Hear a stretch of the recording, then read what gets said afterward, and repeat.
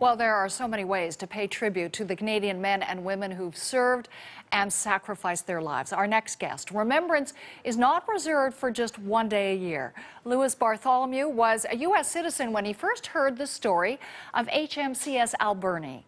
A torpedo hit the Canadian warship in the English Channel August 1944, sinking it and killing 59 men. And get this, the story of Alberni so inspired Louis Bartholomew, he actually moved to Canada to become a citizen and started up a web memorial to the men on board the ship. Louis Bartholomew joins us now by webcam from Courtenay, BC. So, Louis, you're actually the history expert of this one very proud chapter in Canadian history. Tell us a bit more about HMCS Alberni and what we need to know about the achievement and sacrifice of the men who served on that ship. Well, the HMCS Alberni was a Canadian corvette, which was an escort ship for the convoys, which took supplies to Great Britain during World War II. The corvettes were very, very small ships that usually held a crew of about 90. It was one of the first ships of the new Canadian Navy that was started in 1939, and it was involved with protecting those convoys against submarine attack. And just tell me a bit more about how that protection mission really created such a vital lifeline for ships to protect them from submarine attack, because I know those corvettes were very active in full engagement in the Atlantic, and it was a pretty dangerous mission. Yeah, it was quite dangerous. The ships themselves were very unstable. They were. It is said that the ships probably could roll over on wet grass. They were also very cramped. Their quarters were very cramped and very damp inside. Plus, they also were going through the shipping lanes from Halifax to Iceland and then back down to the British Isles.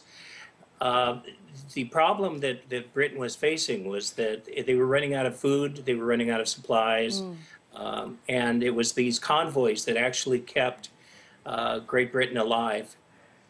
Well, you know, you tell the story well. I see the poster, the Alberni Project behind you, which just reminds me, you were truly one man on a mission here. I mean, it's so interesting that you, born and raised an American, would become so captivated with this story that it would become such a special project for you. I mean, what is it about this particular chapter in history that really got you completely motivated and changed your life? Well, I think it was the time in my life, first of all, that I was introduced to the Alberni. I was on the Queen of Alberni ferry going between the mainland and Vancouver Island on holiday, and I saw this painting with the plaque under it that the 59 men had lost their lives. So when I went back home to Seattle, I tried to find some information about the men. I could find information about the ship, how large the ship was, how big the guns were, but I couldn't find anything about the men, and I thought that was kind of tragic, that I didn't know who they were, where they came from.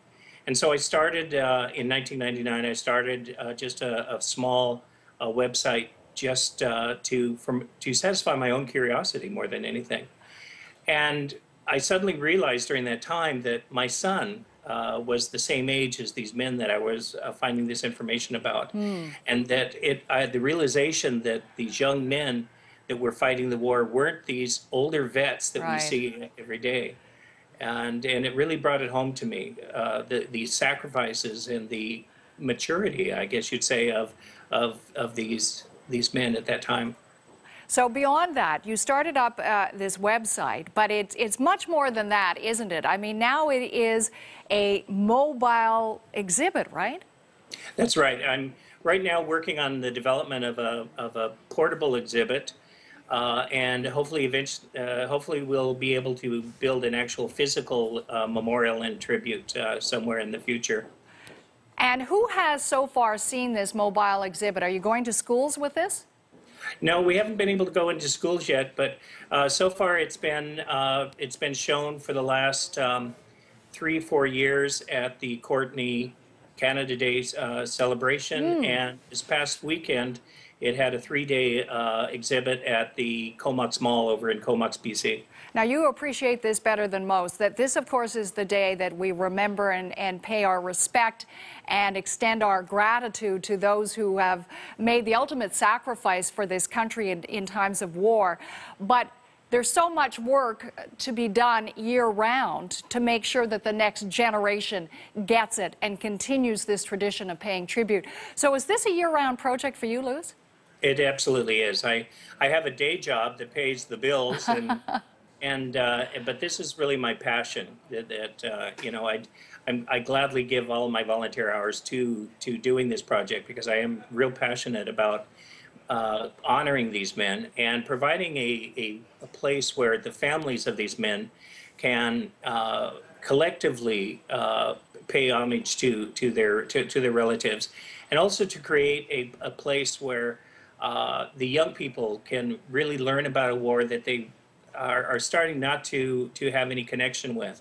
Most of their grandparents are either non-existent or not available to tell them about the times of the war. And so for this new generation that's coming up, I think it's very important that they have things such as the Alberni Project or others from around Canada. Yeah, what a wonderful project. Lewis, great to talk to you, and we all benefit from your passion, so I wish you well in feeding your passion. Thanks so much for joining us today. Thank you. Lewis Bartholomew joining us from Courtenay, British Columbia. Well, the poppy, of course, is a symbol of sacrifice. The blood red flower inspired a Canadian medical officer to pen in Flanders Fields. That poem was written 95 years ago, and its words are still very much alive. In Flanders Fields, the poppies blow. Between the crosses, row on row. That marks our place, and in the sky, the larks that bravely singing fly, scarce heard amongst the guns below. We are the dead, short days ago. We lived, felt dawn, saw sunset glow. Loved and were loved, and now we lie in Flanders Fields. Take up our quarrel with the foe, to you from failing hands we throw. The torch be yours to hold it high. If ye break faith with us who die, we shall not sleep, though poppies grow in Flanders Fields. And a reminder that CBC's special Remembrance Day coverage begins in about 15 minutes from now. Peter Mansbridge will host the special live from Ottawa. You can also watch a live stream online at cbc.ca.